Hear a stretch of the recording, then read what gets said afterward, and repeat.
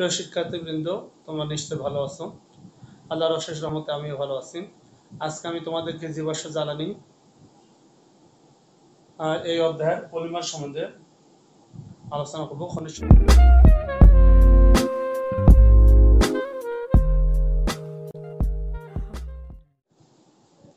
একই যৌগের অসংখ্য অণু বা ভিন্ন যৌগের অসংখ্য অণু একসঙ্গে যুক্ত হয়ে যদি একটি বড় আকারে অণু তৈরি করে, সেই বড় আকারের অণুকে বলা হয় পলিমার। যে অসংখ্য অণু একসঙ্গে যুক্ত হলো তাদেরকে বলা হয় মনোমার। এটা একই যৌগের অসংখ্য অণু হতে পারে, আবার ভিন্ন যৌগের অসংখ্য অণু হতে পারে। একসঙ্গে যুক্ত হয়ে একটা বড় আকারের অণু তৈরি করবে। এই বড় আকারের অণুকে বলা হয় পলিমার।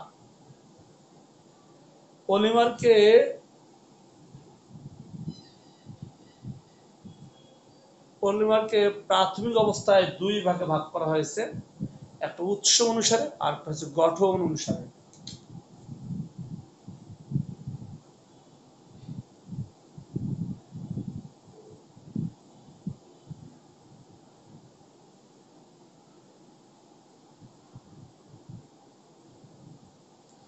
উৎস অনুসারে, গঠন অনুসারে। উৎস অনুসারে যেসব পলিমার প্রকৃতির নিয়মে প্রাকৃতিকভাবে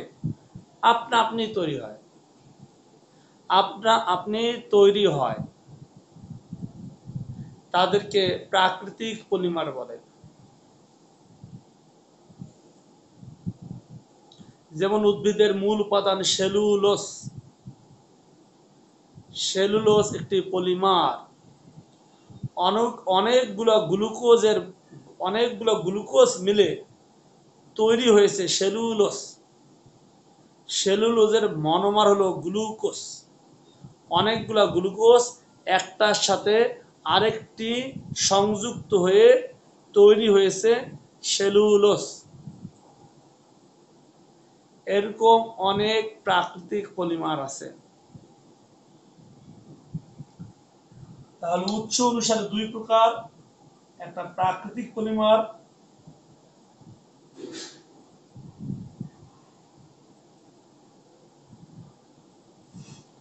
একটা কৃত্রিম পলিমার। প্রাকৃতিক পলিমার আমরা বলে দিয়েছি, এবার কৃত্রিম পলিমার। যে পলিমারগুলো মানুষ তাদের প্রয়োজনে বিভিন্ন যৌগ একসঙ্গে যুক্ত করে তৈরি করে তাদেরকে কৃত্রিম পলিমার বলে। কৃত্রিম পলিমারকে তিনটি ভাগে ভাগ করা হয়েছে শুরুতেই।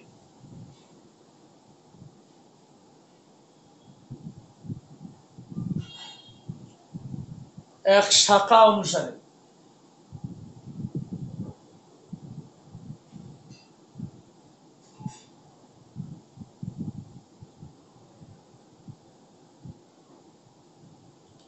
দুই ব্যবহার বৈশিষ্ট্য অনুসারে।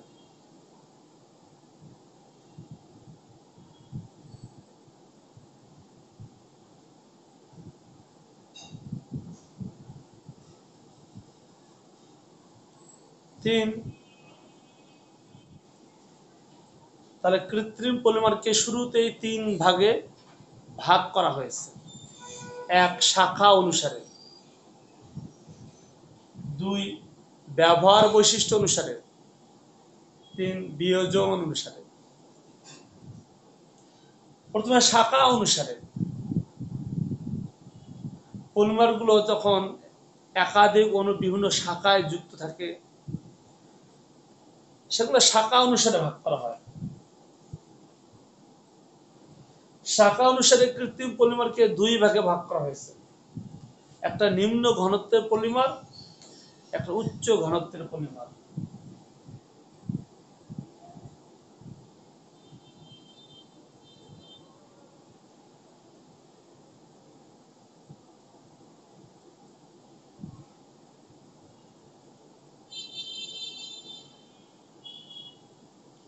নিম্ন ঘনত্বের পলিমার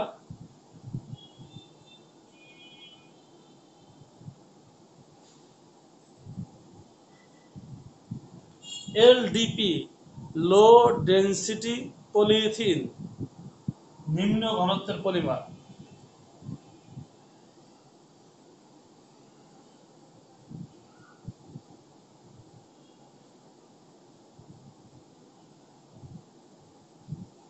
উচ্চ ঘনত্বের polymer high density polythene.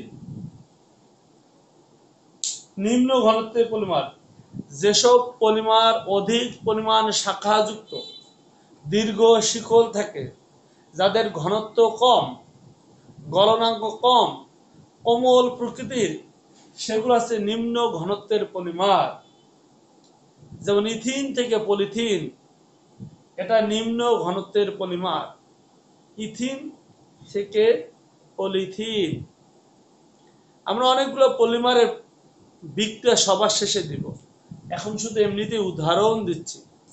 Ethene থেকে পলিথিন, এটা নিম্ন ঘনত্বের পলিমার।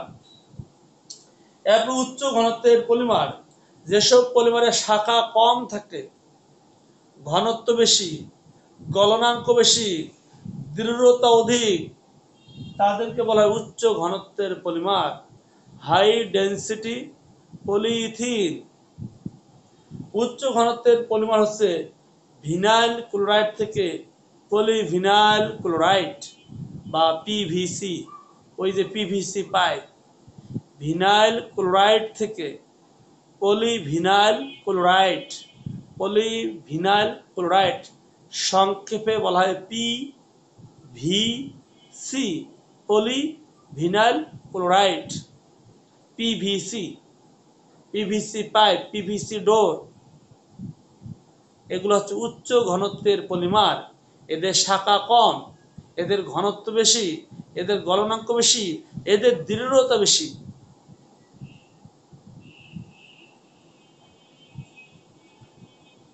এরপরে ব্যবহার বৈশিষ্ট্য অনুসারে, ব্যবহার বৈশিষ্ট্য অনুসারে পলিমারকে দুই ভাগে ভাগ করা হয়েছে, একটা থার্মোপ্লাস্টিক, একটা থার্মোসেটিংস।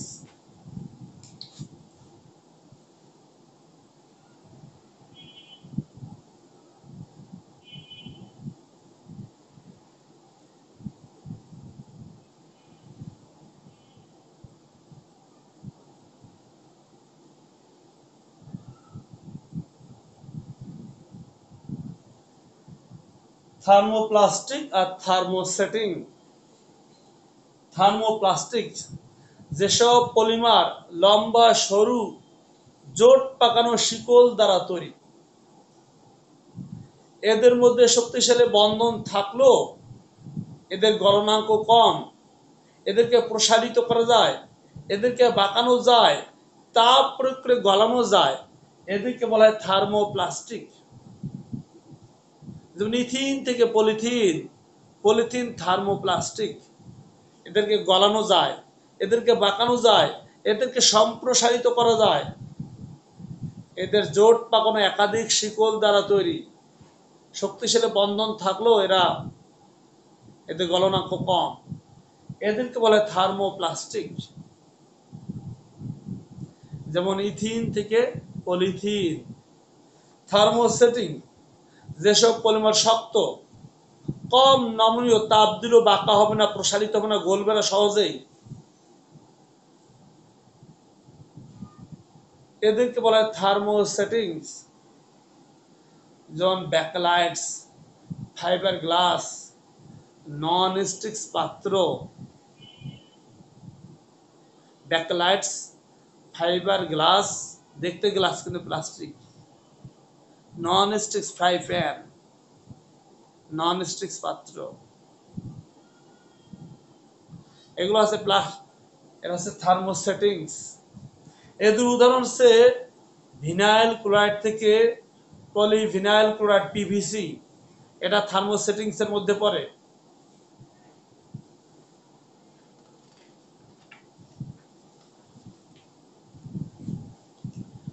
বিয়োজন অনুসারে পলিমার দুই প্রকার,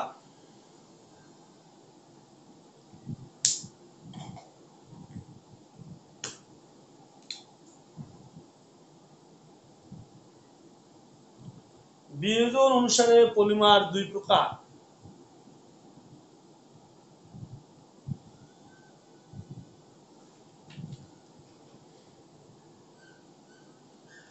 এক হচ্ছে বায়োডিগ্রেডেবল,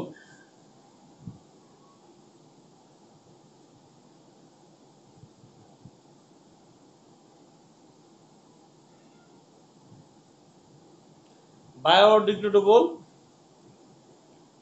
আর একটা হচ্ছে নন বায়োডিগ্রেডেবল।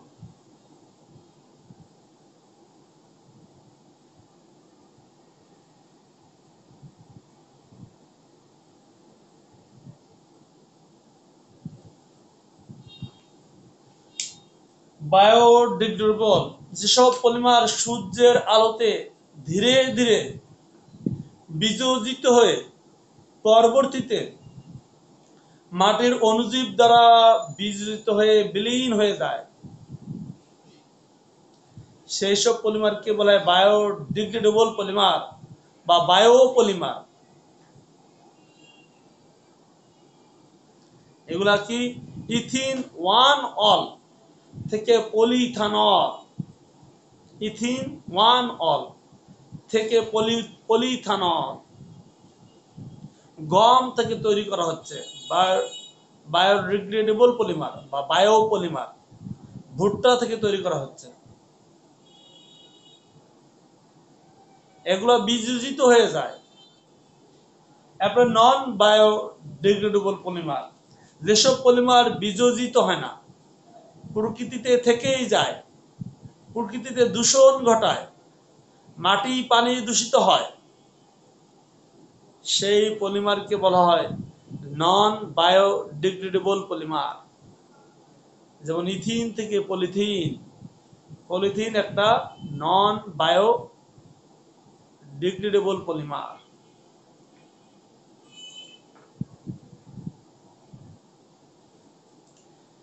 এই হচ্ছে আমাদের প্রাকৃতিক কৃত্রিমের প্রকারভেদ। এরপরে গঠন অনুসারে পলিমার, গঠন অনুসারে পলিমার দুই প্রকার।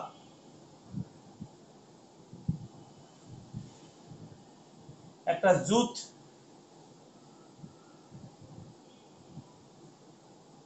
জুট পলিমার বা আর একটা আছে ঘনীভবন পলিমার।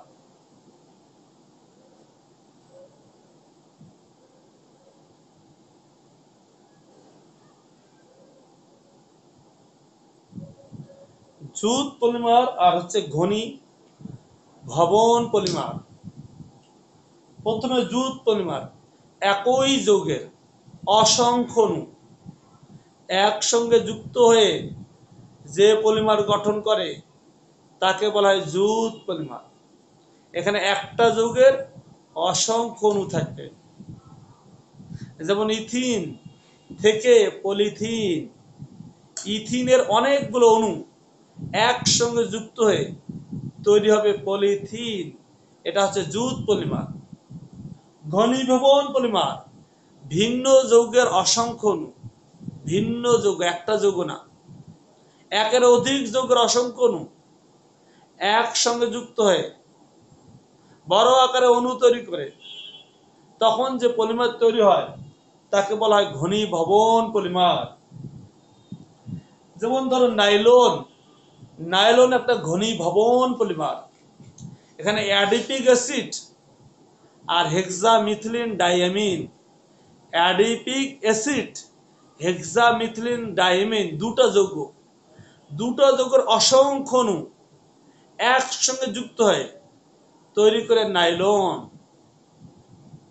একই যৌগ না, দুটো যৌগ, একটা অ্যাডিপিক অ্যাসিড আর একটা হেক্সামিথিলিন ডাইয়ামিন একসঙ্গে যুক্ত হয়ে, অনেকগুলো অণু একসঙ্গে যুক্ত হয়ে বড় আকারের অণু তৈরি করে, সেই পলিমারকে বলা হয় ঘনীভবন পলিমার।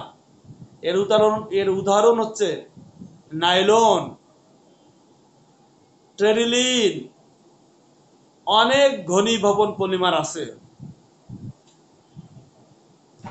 এই হচ্ছে পলিমারের প্রকারভেদ আমাদের শেষ হয়ে গেল।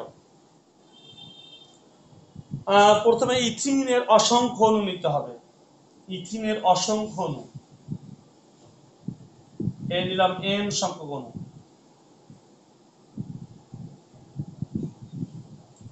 বিক্রিয়া করব 1000 অ্যাটমসফিয়ার চাপ, 200 ডিগ্রি সেলসিয়াস তাপমাত্রা, সামান্য অক্সিজেন।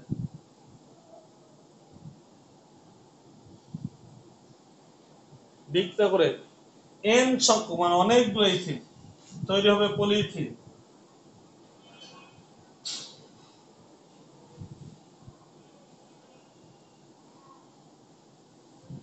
এখানে যদি 10টা অণু থাকে, 10টা অণু যুক্ত হয়ে এখানে একটা অণু তৈরি হবে। এর জন্য ডান পাশে n দেওয়া হয়েছে, যতগুলো অণু আছে ডান পাশে যুক্ত হতেই থাকবে। এখানে n সংখ্যক অণু, সবগুলো অণু যুক্ত হয়ে এখানে একটা অণু তৈরি হবে, এটার নাম ইথিন, এটার নাম পলিথিন।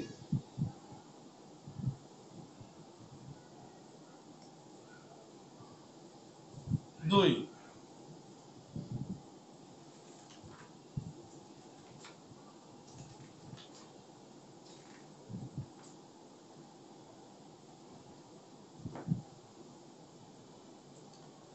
2 হচ্ছে ভিনাইল ক্লোরাইড থেকে পলিভিনাইল ক্লোরাইড।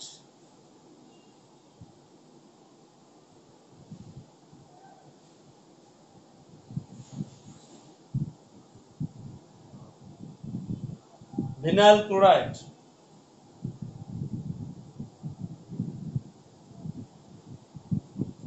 ভিনাইল ক্লোরাইড থেকে polyvinyl chloride.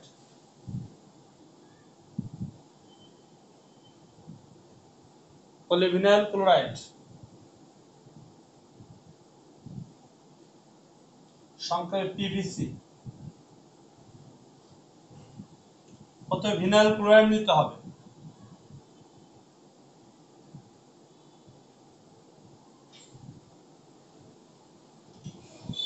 Vinyl chloride n সংখ্যক,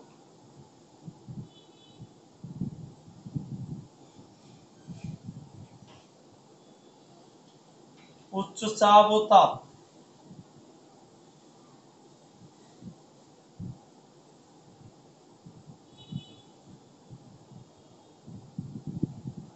জৈব পারক্সাইড,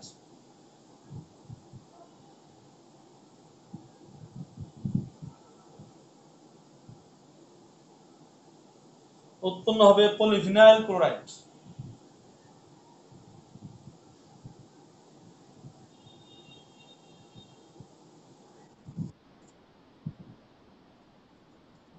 ভিনাইল ক্লোরাইড ব্র্যাকেটে এই ভিনাইল ক্লোরাইডের সংকেত। ভিনাইল ক্লোরাইড থেকে পলিভিনাইল ক্লোরাইড সংক্ষেপে পিভিসি। পি তে পলি, ভি তে ভিনাইল, সি তে ক্লোরাইড, পলিভিনাইল ক্লোরাইড। এই হচ্ছে ভিনাইল ক্লোরাইড।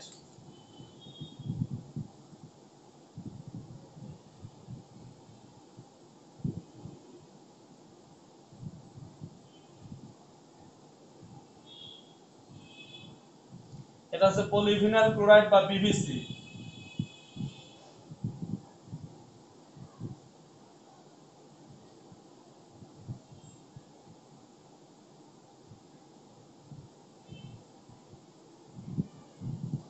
এই দুইটা হচ্ছে নন বায়োডিগ্রেডেবল, মানে বিয়োজিত হবে না।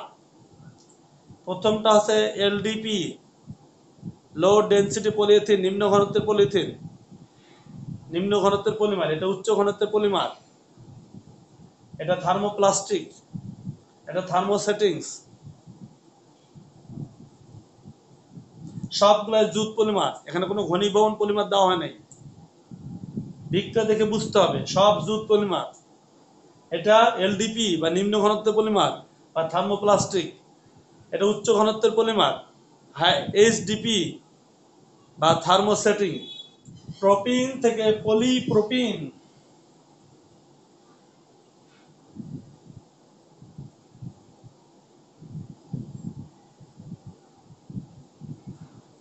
এটা হচ্ছে প্রোপিন। প্রোপিনের CH3 উপরে উঠে দেওয়া হয়েছে। প্রোপিন 1 2 3 তিনটা কার্বন, তাহলে প্রোপ দ্বিবন্ধন আছে অ্যালকিন, তাহলে এটা প্রোপিন, n সংখ্যক প্রোপিন।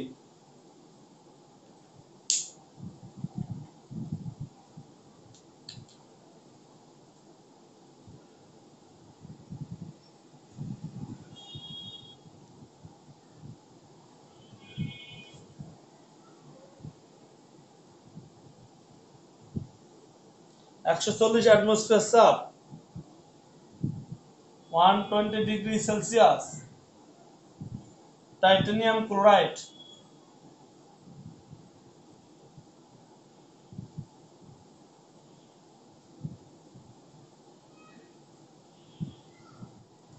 বৃত্তগুলো উৎপন্ন হবে পলিপ্রোপিন।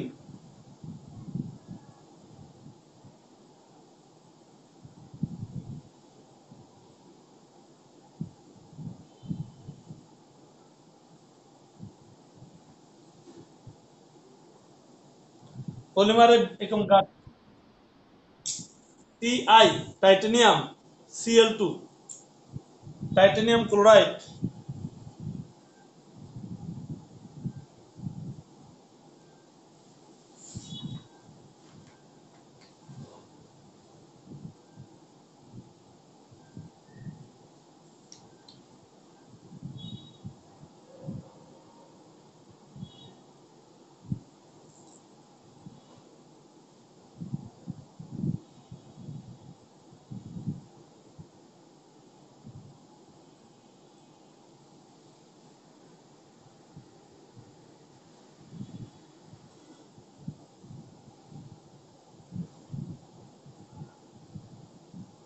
ইথিনওয়ানল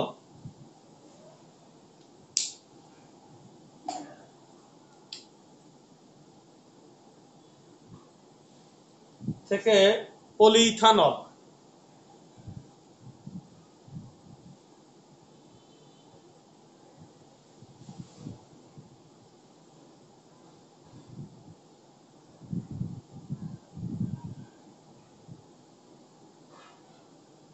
এন সংখ্যক ইথিনওয়ানল।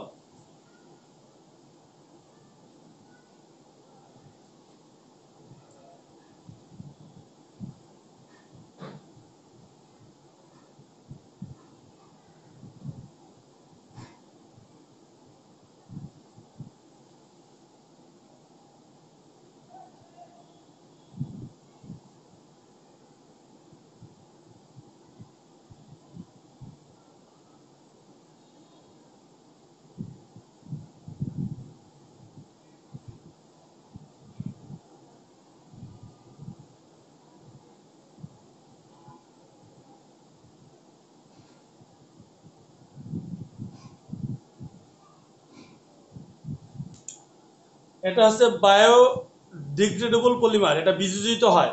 Biodegradable polymer.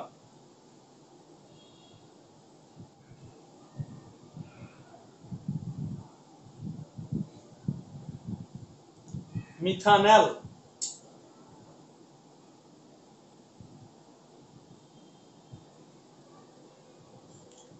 মিথানেল থেকে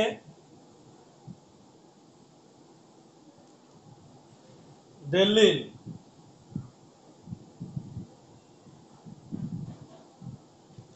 ডেলিন পলিমার।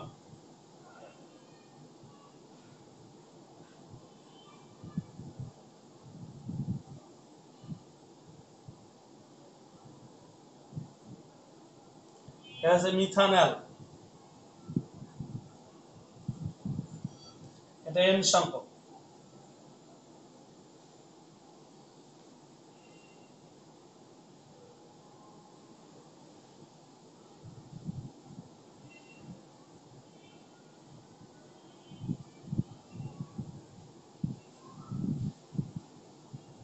হয়ে যাবে ডেলিন।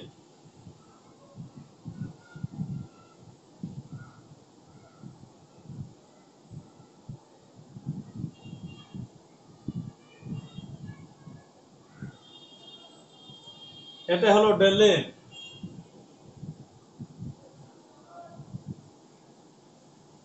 ডেলিন পলিমার।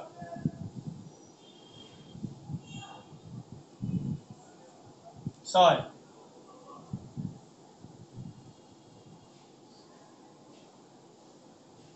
আমরা 5টা দিছি জুট পলিমার, এখন আমরা দিব ঘনীভবন পলিমার।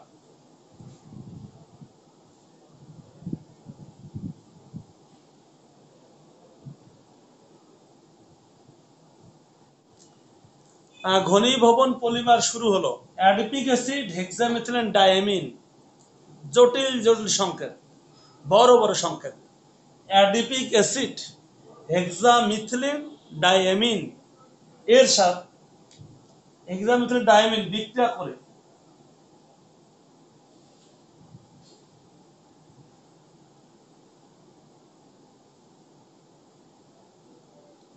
উৎপন্ন করে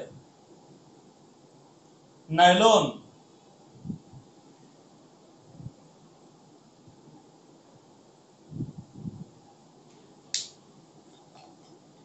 নাইলন পলিমার।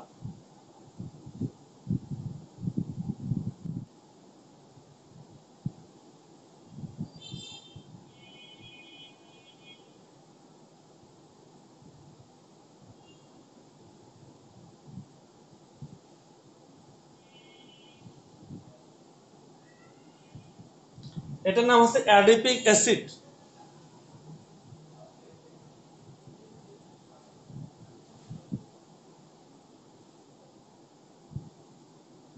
এন সংখ্যক হেক্সামিথিলিন ডাইঅ্যামিন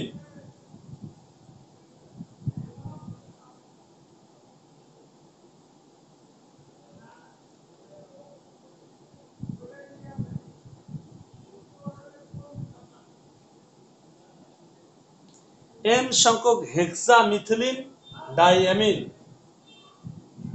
বিক্রিয়া করে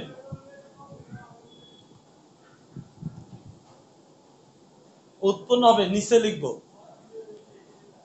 উৎপন্ন হবে নাইলন।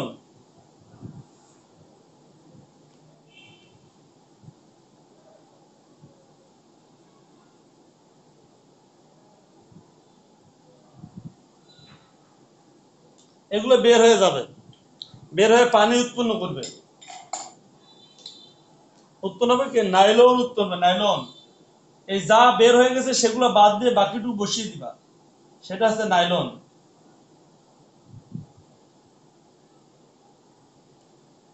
বোঝার চেষ্টা করতে হবে, তাহলে ইজি হবে।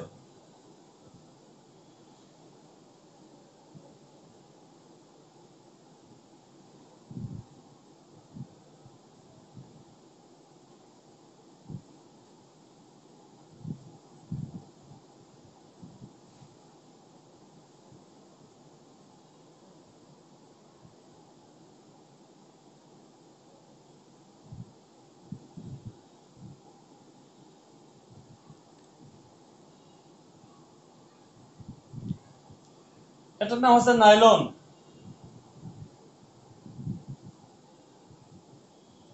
আর কি উৎপন্ন হবে? আর উৎপন্ন হবে 2m সংখ্যক পানি।